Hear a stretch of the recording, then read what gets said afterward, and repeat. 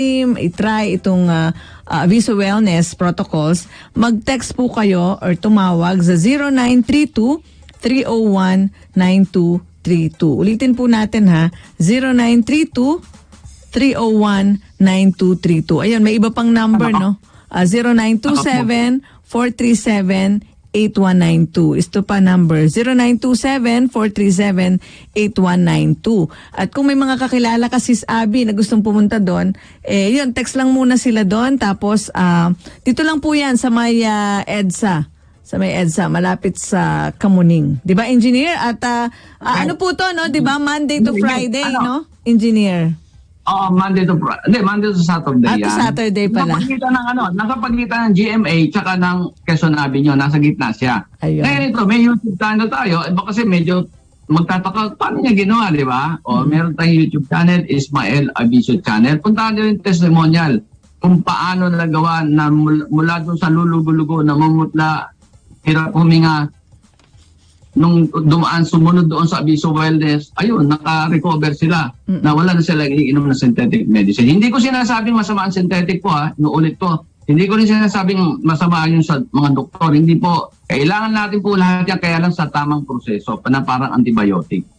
Kasi ako, dumanas ako ng 18 doktor, ang misis ko hindi na-identify kung saan ang sakit. Kaya yan ang talagang pinag-aralan ko sa Portit. Kung saan mag-identify, saan galing yung sakit. Opo, yun. So, and every now and then, marami tayong nakausap na interview mismo ng mga pasyente dyan sa clinic mo na talagang nagsalaysay kung papaano sila natulungan nitong Aviso Wellness Protocols. At mula dun sa pagdepende sa mga synthetic drugs, ngayon sila ay healthy living at ayun, fresh looking, di ba? Batang-bata, Engineer. Sige po. Sige, Engineer, thank you po, Maraming salamat Sister Abby, Sister Aida. Thank you, Ingat Engineer. Okay po. Sinasabi lang ni Engineer na balanced diet at tamang ehersisyo. Kaya mag-zumba na tayo, Miss Aida. Sige. Ayun po, sa mga hindi nakakuha ng number, dun po kayo mag-appointment 0932-301-9232.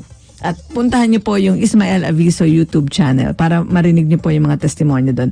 Sis Abby, yung ating winner sa Salaysay ng Buhay. Ang ating winner, si Miss Mary Joy Perez, na nagbigay ng kanyang salaysay ng buhay. Ang sabi niya, "Good PM to all listeners of Beyond Buhay Metro.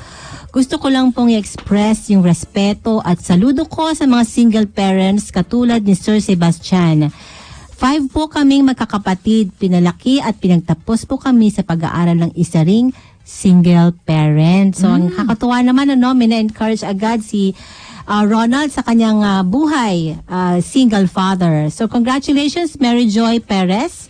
Ikaw ay makakakukuha ng gift pack from Optimum Market Strat, Calcium C. Bakit calcium C at bakit double C? Kasi may kaya. Bakit calcium C? Dahil may calcium na may vitamin C pa. Yun po. At alam nyo, sigurado magpapalakas po yan. Tutulong. Sabi nga ni Engineer Aviso, di ba? Kailangan malakas ang ating doktor sa ating sarili, which is yung atin pong immune system.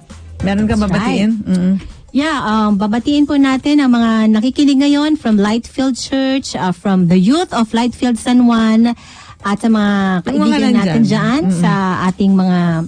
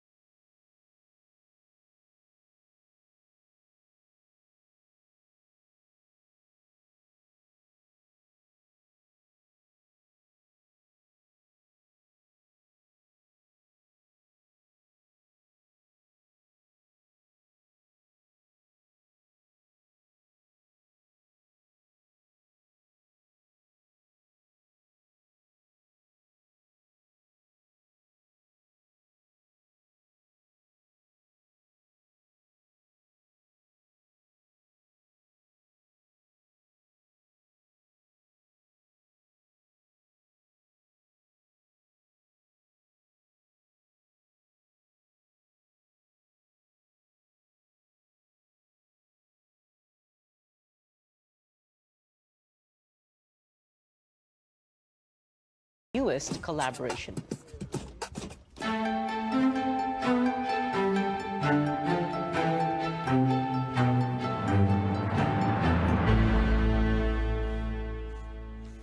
President-elect Bongbong Marcos nominates more officials to his cabinet 1 week before his inauguration. Marcos names former Philippine Airlines President and COO Jaime Bautista as Transportation Secretary. Bautista, a certified public accountant, led the flag carrier for 13 years before retiring in 2019. He will replace outgoing Transportation Chief Arthur Tugade. Among the key issues Bautista will have to address are the surging fuel prices. Senator Grace Poe says she's confident Bautista will lead the way forward.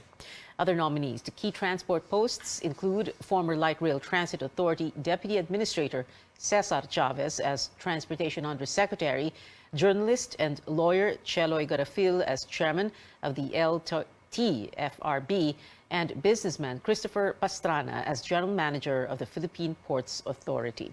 Marcos handpicks 2 outgoing officials from the Duterte administration to join his team.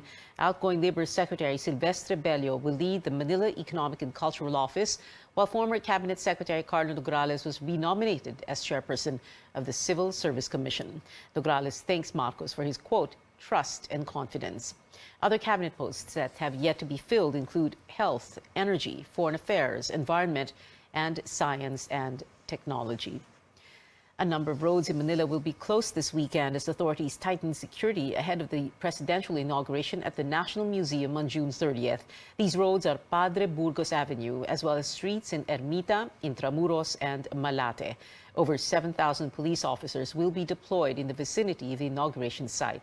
The Philippine National Police appeals for understanding and advises motorists to take alternate routes. CNN Philippines is your most trusted destination for the live coverage of the inauguration of the 17th President of the Philippines. Catch our special coverage next Thursday, June 30th, beginning at 9 a.m. with senior anchor Pinky Webb and yours truly. People in Luzon are facing thin power reserves days after plants tripped in Bataan, but authorities say there will be no brownouts for now. Melissa Lopez tells us whether we could expect higher electricity charges. The Luzon power grid has been running on thin reserve supply since Saturday after several power plants suddenly went offline. Power transmission in Bataan was disrupted when the retail lines of the local electric cooperative tripped.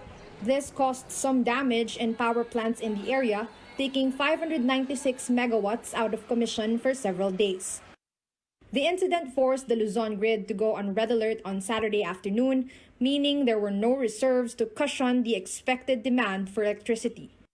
Supply in Luzon remained under yellow alert in the afternoon of Monday to Wednesday as the operating margin was lower than the comfortable 647 megawatt reserve level. Despite this, the Energy Department says they did not have to resort to brownouts. Medyo malamig yung temperatura natin, so yung ating projected peak demand for the day ay hindi nangyayari. Mas mababa yung actual demand natin kaysa sa projected demand natin. Nakakatulong yan para hindi tayo magkaroon ng service interruption. So may yellow alert nun tayo, wala naman tayong breakdown. As of Thursday afternoon, DOE is still waiting for 2 units of GN power plants in Mariveles to go back online. It took 632 megawatts out of available capacity on top of nearly 1,000 megawatts from other power generation firms currently under maintenance. The National Grid Corporation says the yellow alert for Thursday afternoon did not push through due to lower than expected power consumption. The DOE is completing its probe on who is to blame for causing narrow power supply margins in Luzon, but it says the situation is improving. Power rates are unlikely to be affected. Meron man siyang maging kapalit sa presyo, hindi namin inaasahan na malaking impact yun. Mas importante kasi meron tayong continuous supply ng electricity. Power distributor Meralco earlier said that the yellow alert does not automatically mean brownouts. Sa distribution utility network ng Meralco, we can assure you that as long as there is enough capacity and the transmission is flowing to our distribution substations, wala po tayong magiging problema. Melissa Lopez, CNN Philippines. Amid continuous fuel price hikes, Senator Win Gatchalian is proposing a 3,000 peso monthly subsidy for public utility vehicle drivers. Gatchalian says 4 billion pesos should cover the cash aid for 5 months. The lawmaker adds this could come from a supplemental budget or other departments' unused funds. The CEO of ExxonMobil said that this might go as long as 5 years. No? This type of scenario, and this is the CEO of the biggest oil company of the world. No, malaking oil company to. I hope he's wrong. We just have to prepare, meaning we just need to make sure that our 2023 budget will have enough pantawid pasada and ayuda. Transport groups have been calling for the fuel excise tax suspension, but for Gatchalian, this should be the last resort because it would cost billions of pesos in government revenues. Meanwhile, welcome news for household workers in Metro Manila who are getting a pay raise in the coming weeks. The Labor Department says the Regional Wage Board has approved the 1,000 peso wage hike for some 200,000 kasambahays. Their monthly salary will now be 6,000 pesos. The increase will take effect once affirmed by the National Wages and Productivity Commission. Wage boards in Calabarzon and Soc-Sargen are still conducting hearings on requests to raise the pay of domestic workers. More stories ahead on Newsnight. The driver who ran over a security guard in Mandaluyong calls it an accident. George Quiles gives us details. And search and rescue efforts underway after a deadly quake in eastern Afghanistan. Stay tuned.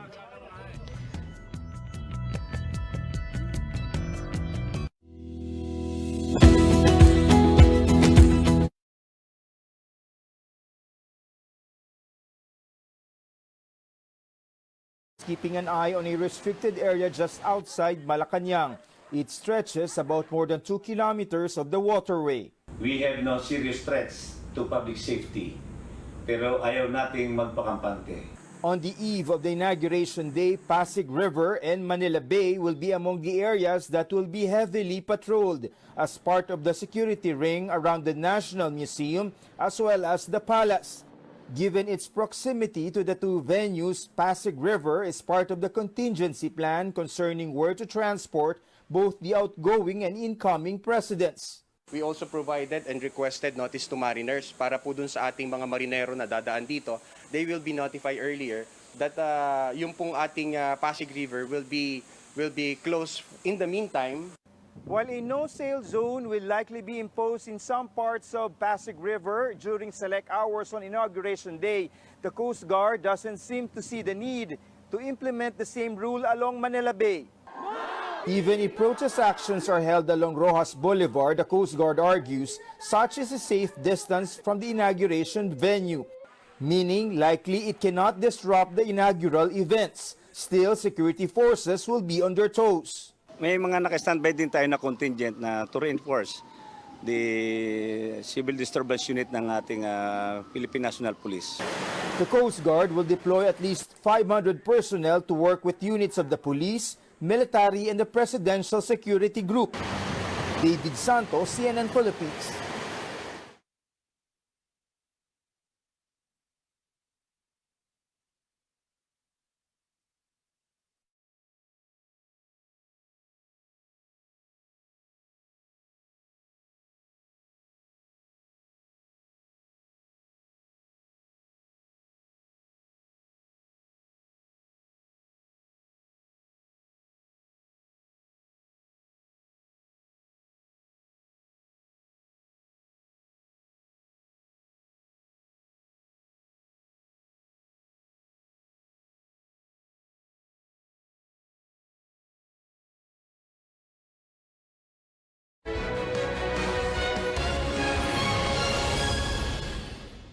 You're watching CNN Philippines. The SUV driver in the Mandaluyong hit-and-run case claims that the viral incident more than 2 weeks ago was an accident as he showed up at the preliminary investigation today.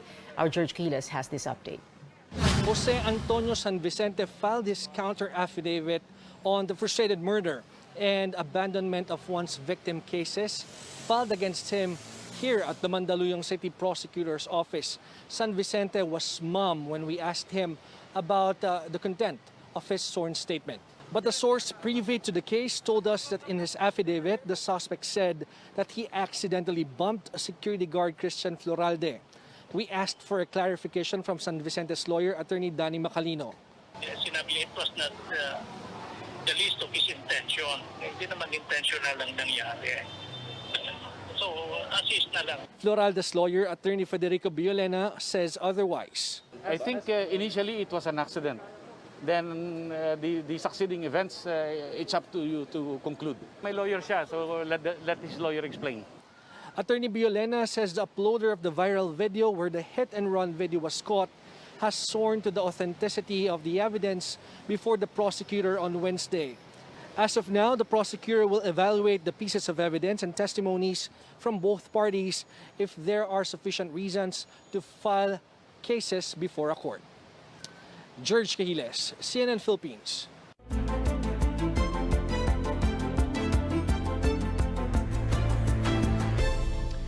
The Health Department warns cases in Metro Manila may hit up to 2,000 next month, but Secretary Francisco Duque says the agency does not see a massive increase in nationwide numbers. Daily cases went as high as 39,000 during the Omicron wave in January and 26,000 during the Delta surge late last year. Hindi mo naman pwede ikumpara itong situation natin today with that of 2020 na walang bakuna, hindi masyadong maganda yung masking, yung minimum public health standards compliance. Ngayon may bakuna na tayo. So makikita mo yung severe critical cases, mababa, no? Deaths natin mababa, no? Tuloy-tuloy na mababa. So the situation today is far different from what it used to be. The health chief did not discount the possibility of another surge because of mutations and transmissibility of the virus. But despite the uptick in cases, Duque says he's not yet keen on recommending another vaccine booster shot for the general public. We don't listen to anybody else but our experts. We do not like pseudo experts. So the experts, the Health Technology Assessment Council members, the vaccine expert panel, the Technical Advisory Group, wala silang ganun pa. In fact, ang PAG, o Technical Advisory Group, sinasabi nila, maliit ang value ng booster for the general population outside of the A1, A2, A3, and the immunocompromised. Presidential Advisor for Entrepreneurship Joey Concepcion proposed to expand the second booster rollout to workers. Concepcion says he's planning to form a health and economy advisory group for the private sector. He will sit down with experts tomorrow to tackle pandemic recovery. San Juan City began rolling out booster doses today for minors aged 12 to 17 with weak immunities. Mayor Francis Zamora led the launch at the Cardinal Santos Medical Center, where 12 children were inoculated. The health department approved the booster shot for the priority group this week, but Zamora hopes the third dose would soon be approved for 12 to 17-year-olds, with face-to-face classes possibly opening in August. In the United States, Moderna says its updated COVID-19 booster works better against the more transmissible Omicron subvariants. It says the bivalent booster contains both the original dose and another that specifically targets Omicron. Moderna hopes to complete regulatory submissions in the coming weeks to have supplies ready as early as August. New studies, however, show Omicron subvariants BA.4 and BA.5 tend to escape antibodies from vaccines. This was found among people who had previous COVID-19 infection and those fully vaccinated and boosted. But researchers note vaccines provide significant protection against severe disease. And still in the U.S., health workers ramping up testing efforts as monkeypox cases continue to increase. The Centers for Disease Control and Prevention has provided monkeypox tests to 5 laboratories. These will be available to health care providers by next month. At least 142 monkeypox infections have been reported across 23 states. Other world headlines: search and rescue operations in full swing in eastern Afghanistan after an earthquake that killed more than 1,000 people. A heavy blow for a country already facing a dire economic and humanitarian crisis. CNN's Scott McLean reports. Search and rescue efforts in Afghanistan are badly under-resourced. It is difficult to overstate the remoteness of the hardest hit area, which is about 100 miles or so south of Kabul. It is built on a traditional fault line, it's mountainous, and it lacks very basic infrastructure. And so the reality is that a lot of the digging for any survivors is being done without heavy equipment. It is being done by local people by hand, and they are pulling out a lot of bodies that are now piling up on the streets. Remarkably, though, we are also hearing stories about people who have been pulled out alive.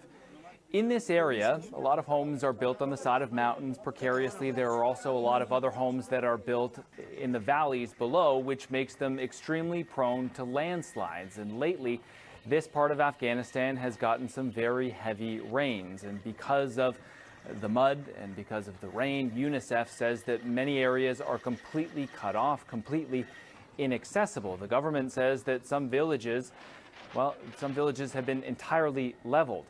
Foreign aid groups are on the ground already because even before this earthquake, Afghanistan, of course, as we know, was in very dire straits. Not only has it had recent natural disasters, floods, and drought, well, it has also had the economic crisis that has brought famine to many people.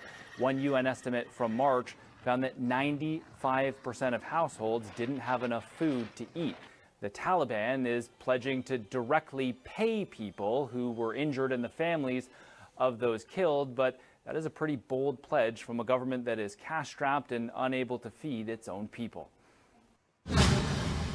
Here at home, a train line between Laguna and Quezon provinces could begin operations this weekend.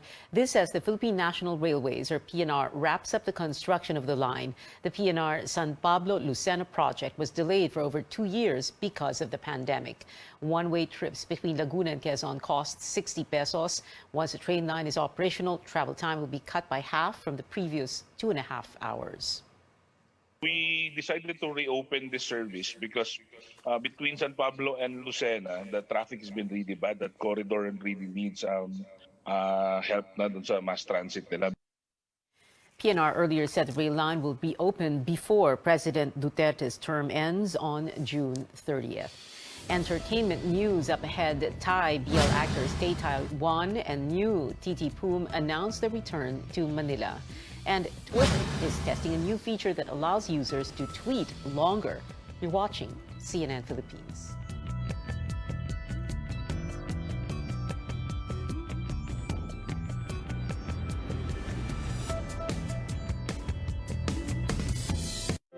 For everything that's true.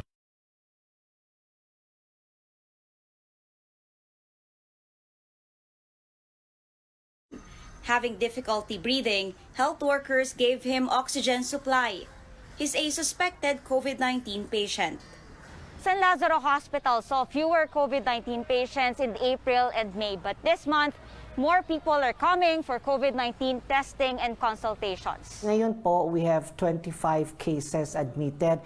Although mababa po ito, but compared to 2 weeks ago, we only had 8 admissions. Most patients here have mild and moderate COVID-19 symptoms. If we see a need na wala po silang mauwian, wala pong isolation for them, so ina-admit po namin for isolation or quarantine purposes. Should cases go up further, Dr. De Guzman says they're more prepared now. The hospital has kept its COVID triage and testing areas intact. A new building for emerging and re-emerging infectious diseases opened this year, with additional beds for COVID-19 patients. Medicines and equipment all stocked up. Nag-level 1 tayo. It has given us time to recharge. There are still over 150 empty COVID beds. The health department reports over 450 daily COVID-19 cases in the past week. That's almost the same as those recorded in the second week of February. But health officials do not see a need to raise the alert level. Hindi sumasabay ang severe and critical. It is not translating to a higher admission in our hospitals. Let's put it in perspective. We had 18,000 cases a day in Metro Manila in January. Ilan kahapon? 218. Ang layo-layo nun. But DOH shares latest projections, citing another possible surge in infections by third week of July to first week of August, with a presence of more transmissible and immune-escaping variants, low compliance to health protocols, and slow booster uptake. Pinaka-importante ngayon sa ating mga komunidad, lahat na magkakaroon ng simptomas, isolate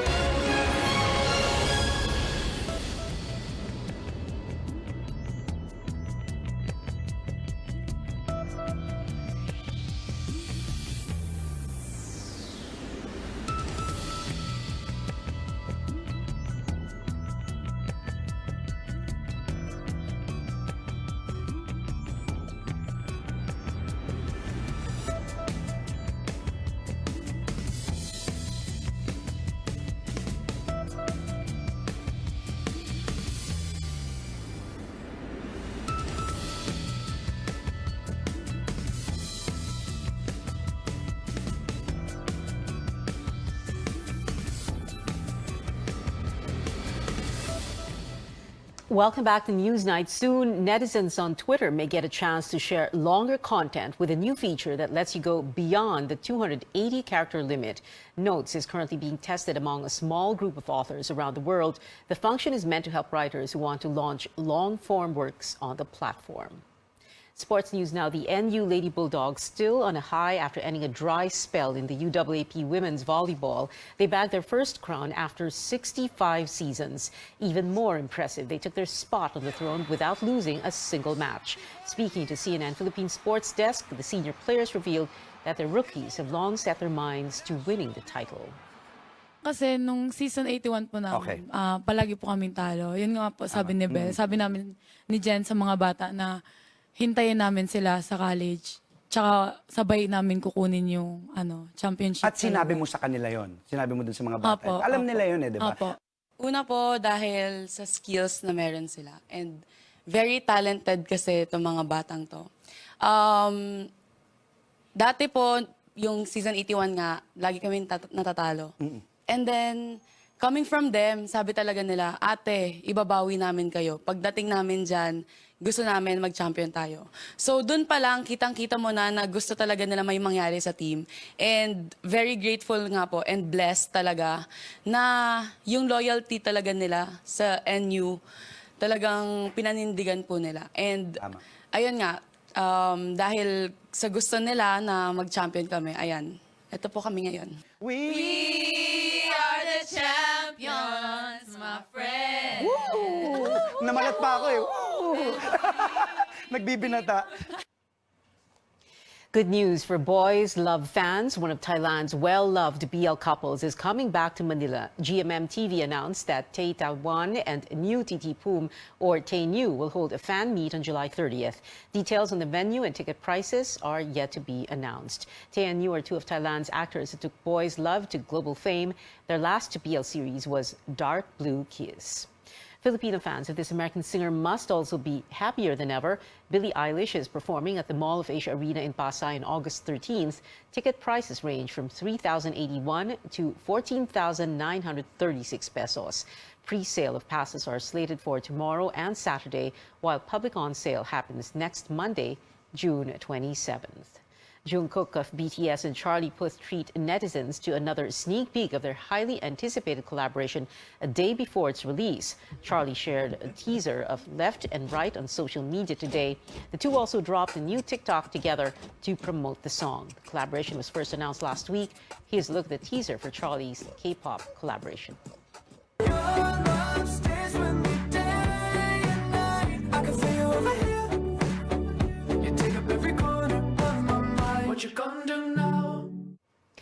Left and Right begins streaming at 12 p.m. tomorrow. The music video arrives on the same day. And that is it for now. Join me again on News.ph at 7 p.m. I'm Pia Ontiveros. And before we go, just how big is the role of the road sector in bringing back tourism? Watch this.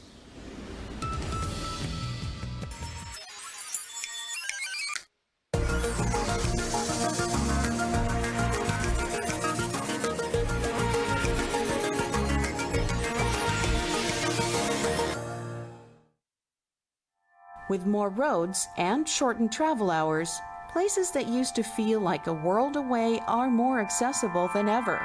Better connection to cities and provinces have expanded our reach and have allowed for more economic opportunities outside major city centers. But there is still a long way to go in terms of urban planning. How do we continue moving forward? And what could our country be with cohesive and long-term plans in place? Sustainability, as defined officially, is addressing the needs of the present generation without compromising the needs of future generations. I prefer the definition of the Native American Indian chief, Seattle. We borrowed the earth or the environment from our children. We did not inherit it from our ancestors. And urban planning, urban regional planning, environmental planning can address the balance between sustainability and infrastructure.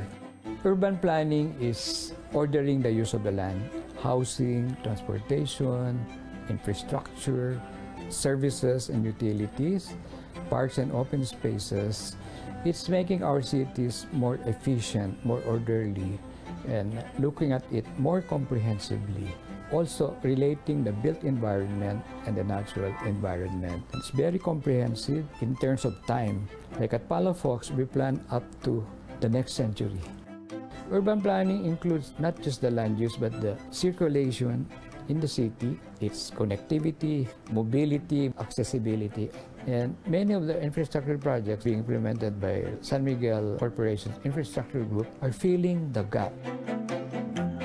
Creating cities and townships away from Metro Manila is helping Metro Manila, because if we don't do that, the Metro Manila situation will have more urban problems, traffic problems, congestion problems, and we have wrong land uses at the wrong place at the wrong time. Most of our planning is short-term and opportunistic, not long-term and visionary. Urban expansion of Metro Manila, we cannot stop it anymore. But I wrote also in 1973, when I was a student, development is not worthy of a name unless spread evenly like butter. We should balance the development. We really have to address poverty and job creation. And the poorer parts of our country, they don't have jobs because they don't have the infrastructure as well. So many things we have to address to benefit the greatest majority of our people.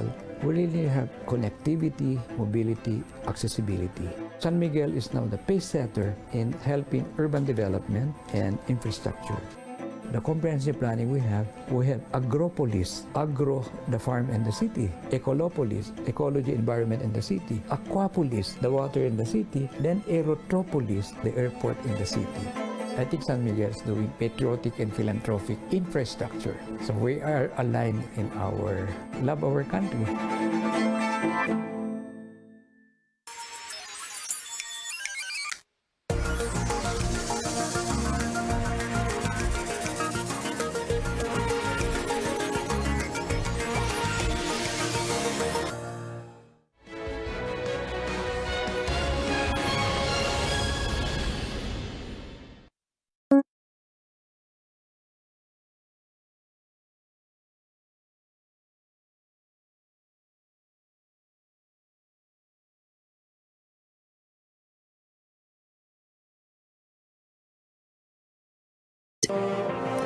The Bongbong Marcos administration is starting to take shape, with the presumptive president announcing his picks for the education and interior departments.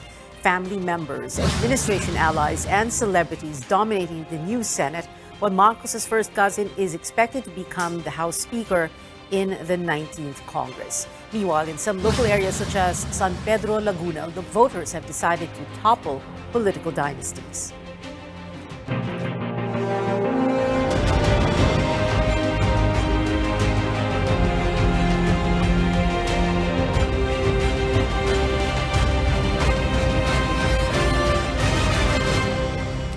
Good evening, I'm Pio Ontiveros. Welcome to your weekly political appointment fix, politics as usual. Presumptive President Bongbong Marcos already bearing two members of his cabinet.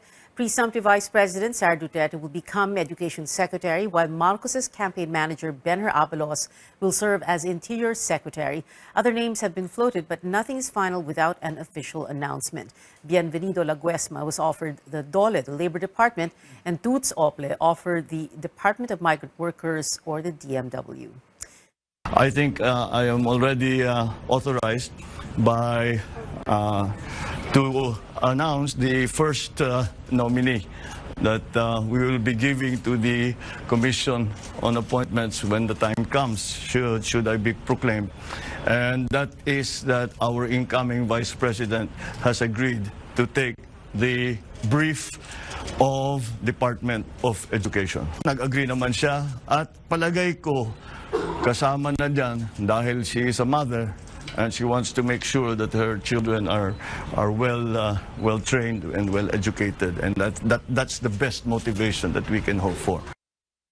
I would also like to announce that Chairman Benher Abalos has been nominated to lead the Department of the Interior, and he has accepted the challenge. Our guest tonight here in the studio, University of Asia and the Pacific professor and president of WR Numero Research, Robin Michael Garcia. Good evening, Robin. Thank you very much for being here. But before we talk about the appointments, let's talk about the elections that just happened. You wanted to talk about why BBM won and why Lenny lost. I think it's a battle of narratives. The first reason why Vice President Lenny Robredo did not win, I think, is because of the weak articulation of the liberal or progressive narrative. I think the narrative of Bongbong Marcos is much more powerful in the sense that, of course, Marcos' salary is there, but the specific narrative is economic success during the administration of his father. I think that was quite a compelling narrative. And of course, the active effort towards making sure that the Marcos administration, is refurbished, the image is refurbished. I mean, among many reasons, you'd see that there's, of course, a landslide for presumptive President Bongbong Marcos. Yeah. Weak articulation, some the Lenny voters would vehemently disagree with you, and they'll say na, maganda yung messaging nila, gobyernong tapat, angat buhay lahat, kulay rosas ang bukas, liwanag sa dilim, etc. It goes on. They had great rallies, big rallies, but apparently that wasn't enough. 15M votes as against 30 plus million for BBM. We've seen in the research that this election is a continuity election. So a lot of people feel that they want to continue the administration of President Duterte. And I think that contributed to why the voters did not accept the liberal or more progressive narrative of Vice President Lenny Robredo. So the next step to figure out if it's a continuity election, more people want to continue President Duterte, is to convince the voters why we need to change status quo. And I feel that that's not enough coming from the presidential bid of Vice President Lenny Robredo, because majority of people obviously want to continue the administration of President Duterte. So therefore, the issue is not just about the image of Marcos, the Marcos family, it's also about the continued trust that a lot of people give to President Duterte. So I feel that the first step should have been, why do we need to change the current situation? And therefore, why you would vote for Vice President Lenny Robredo. Interesting that you use the word continuity, because when Vic Rodriguez was interviewed, he was asked about how BBM will continue the programs, for example, policies of PRRD of President Duterte. And he was saying in so many words, he's going to be his own man. At the same time, parang, okay, he's his father's son, pero he has other plans. So he wants to do other things, etc. Yeah, even if Bongbong Marcos did not get the outright endorsement of President Duterte, and in fact, last year, President Duterte was implicitly saying that he doesn't support Bongbong Marcos. Yeah. I think that a weak leader, sabi niya. Yeah, a weak leader and other things. I think that they stuck to the message. They want to get the Duterte votes, which they did, because they know that a lot of the people really are going to vote on the good things that the president administration represents, and many things such as build, such as the drug war. I think based on our research, the drug war is supported, but Marcos was not very clear about how exactly does he want to solve the drug war, but he did say that he wants to support the drug war, among many other things.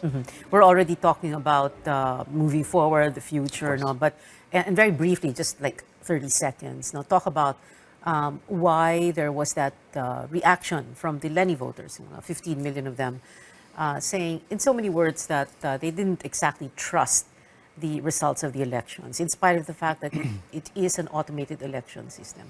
Well, of course, there's a cognitive dissonance there. We've consistently seen the massive rallies for Vice President Lenny Robredo, but at the same time, they don't see it reflecting in the pre-election polls, which was actually very consistent among all the survey firms, whether they be privately commissioned or publicly released. The results are the same, and so it was difficult actually to figure out and to try to make sense of those results that are quite different on the ground. and results that you can see in the numbers. But in the end, the surveys prevailed. Of course, there's a question of whether big data analytics, specifically from Google Trends, is really a reliable measure or predictor of elections. Well, it's not, right? Not in well- this country, because look what happened. Well, probably not yet. I think there are methodological issues that can be improved. But it is used in advanced democracy, so I think maybe Filipino scholars and firms might be able to benefit from studying more about how exactly we could use that data to predict election outcomes. All right, moving forward. So we have those appointments by BBM, Benher Abalos for DILG and Sara Duterte herself for DepEd. What do you think of that? At the same time, what do you want to see in the cabinet? For example, DFA, DOF, very important, finance, DTI, trade, DND, defense, DNR, DOTR, health, DOH. So far, what we've seen are appointments that are given to close allies and coalition members who campaigned for them over the last few months. But what I hope is to get the best and the brightest, meaning we're looking at experts and industry experts, scholars who study and have experience, in the industry that they're supposed to be appointed for. So, for example, if someone should be appointed for the Department of Energy, that person should at least have some experience in the energy department. But of course, professional experience and academic qualifications is just one thing. The other thing that we have to think, the other criteria that we have to think about, of course, is more on the moral side, of course, integrity and all of those things. But I think, we're dealing with a pandemic. We really hope that we assemble a cabinet that can effectively deal with post-pandemic response, because that's the economic and material context that presumptive President Bongbong Marcos is dealing with in the next few months. All right, we'll be back after a quick break. Robin's still going to be here with us. This is Politics as Usual. I'll be right back.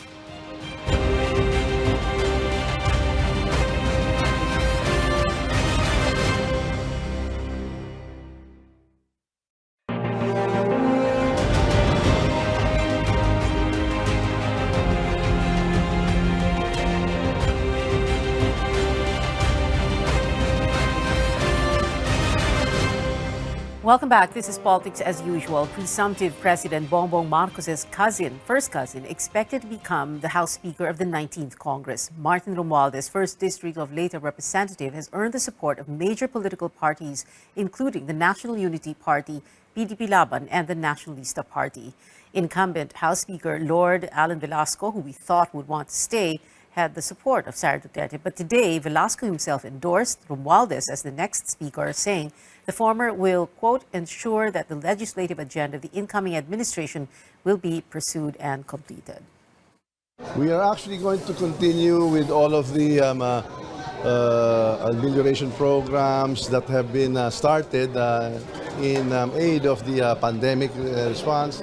We will continue with all the economic measures to help reinvigorate our economy. All right, Robin Garcia is still here with us. Robin, tell us what you think of a Martin Romualdez as Speaker of the House, and how it will work in the BBM administration. Everybody always says that the legislative is or supposed to be independent of the administration, but of course that's not exactly the case. Yeah. Majority Floor Leader Martin Romualdez, I think, is a good choice. He enjoys the respect of the majority of the members of the House of Representatives. If there's any indication of that, you see the support that he's getting over the last few days. But at the same time, of course, we know that he was running for the Speaker a couple of months ago. And I think that's worked for him. He has built the coalition. And, if he's going to be instrumental in supporting the policy and legislative priorities of the next administration. Of course, if there are policies that would be good for the economy, then it's important that Congress will be aligned with the priorities, with the good priorities of the next administration. And of course, for the minority leader, yung magiging minority leader kasi kailangan tumakbo rin as speaker para maging minority leader. And it looks like from the rough numbers that we've seen, well, like they call it the super majority that's supporting Romualdez. What will this mean for the country? I mean, yes, it will help, for example, economic policy that the BBM administration must pursue. There's that support for that, no? But with a weak opposition or a very minority in the House of Representatives, ano ibig sabihin nun? We're a democracy, and the reason why there are people who may not exactly support the policies is because we need to balance the what might be deemed as negative for society, and of course negative may not. Non-support may not exactly be negative. It could be good, in fact, to have great discussions, good debates, and that's what we need. But with an imminent supermajority, I feel that the opposition has to be able to figure out how they will lead the lower house moving forward. Of course, it's a different story in the Senate. There are people in the Senate who are not exactly aligned with Bongbong Marcos, and I think that's hopeful for the opposition. Yeah, buti na lang nabanggit mo na yung Senate because we're going to go over here to our screen. We're going to show the what the Senate is going to look like. And Robin, I want you to help me do this. So just to explain first to the viewers, what we have here on the first row are the 12 incumbents whose terms end on June 30, 2025.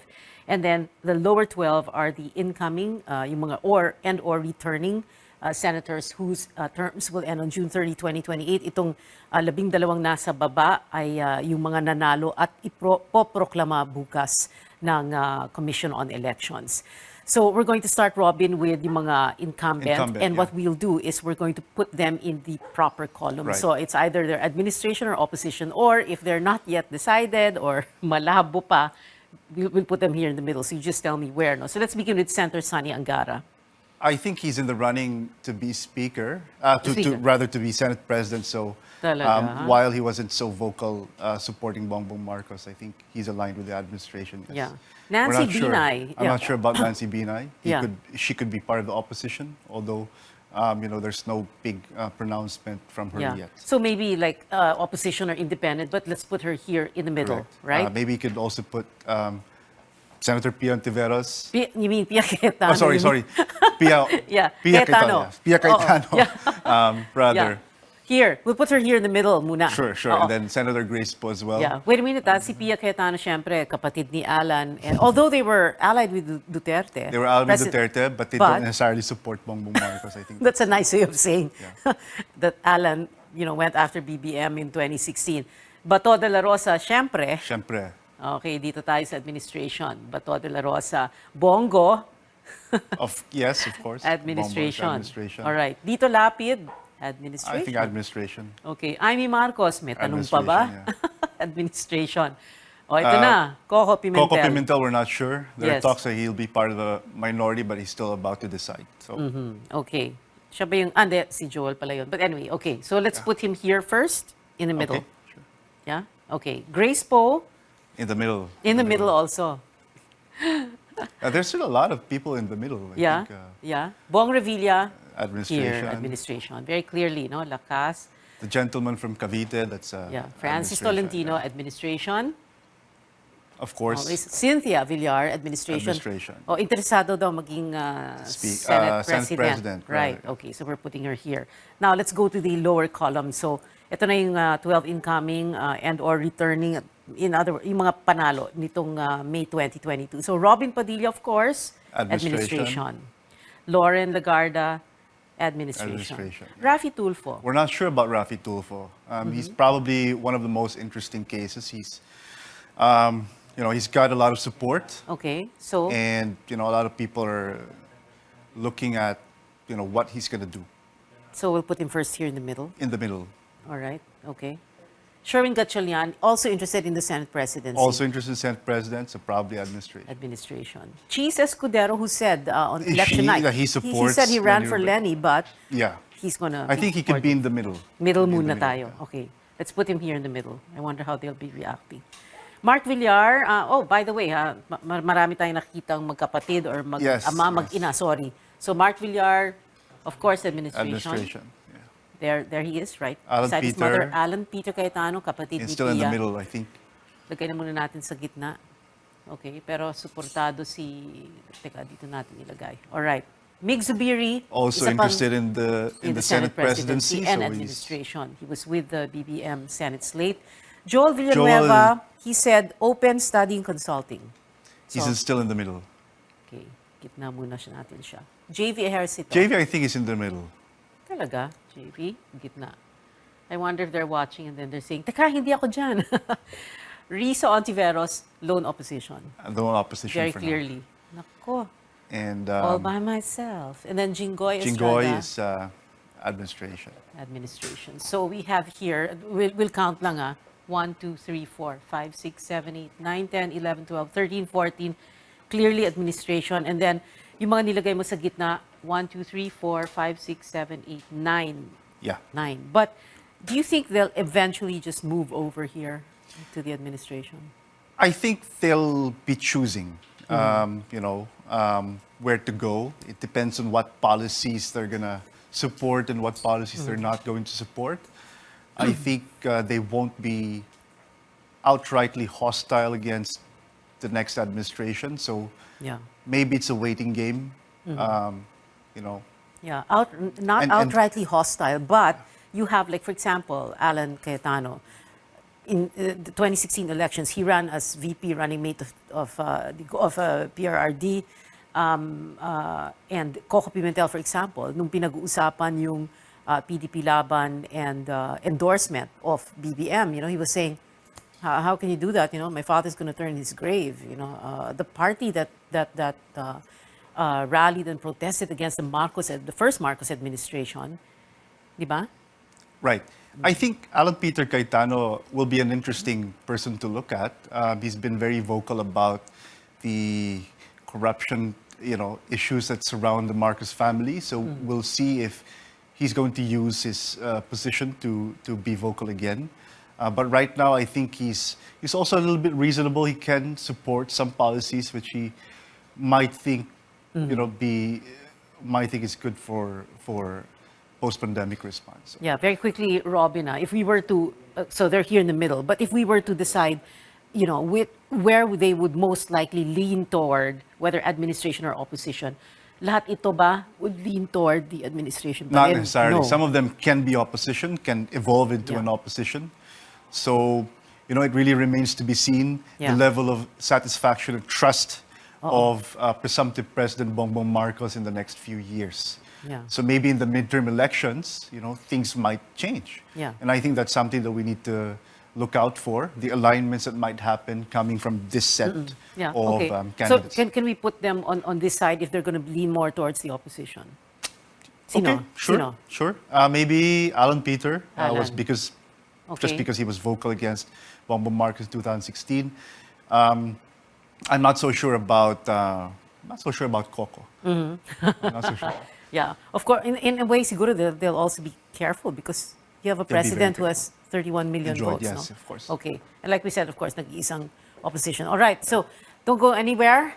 Politics as usual. Be right back. Stay with us.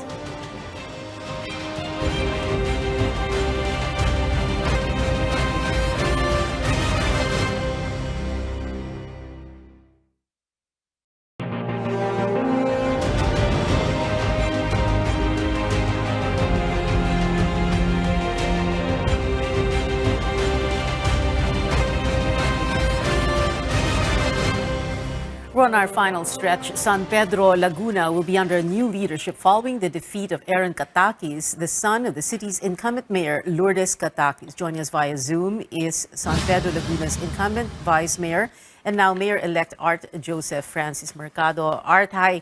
Thank you very much. Okay, so what happened in San Pedro Laguna? How did you beat the Katakis political family? Through hard work, Ma'am Pia, we were able to get our platform across the different sectors, different communities of our city. We were able to tell them our plans and what we're willing to do to bring change to our city. You are not a first timer in politics. Like we said, no, you are incumbent vice mayor. Before this, the previous term, you were a councilor also, right? Yes, actually 2016 I was a city councilor, and then 2019 I became vice mayor, and then 2022 I ran for mayor, and thank God that I won. Okay. You know, the national elections, of course, were very, you know, everybody was focused on it. Ang tinitingnan talaga ng tao is this fight between BBM and Lenny. How did BBM do there in Laguna again? And how did that factor? Oh, your daughter, is that your daughter behind you? My daughter's. The Unity team won actually in San Pedro by a huge number of votes. They won by a landslide also. So very, very thankful also to Vice President-elect Mayor Inday Sara Duterte for helping my campaign. She actually went to our city. She went house to house with our group. So we're very, very thankful for her support. And actually, I'm in Davao right now because I took my oath before her this morning. So thank you, Mayor, Vice President Inday. Okay. Oh, you're very close pala kay Inday. Sarah, huh? Okay.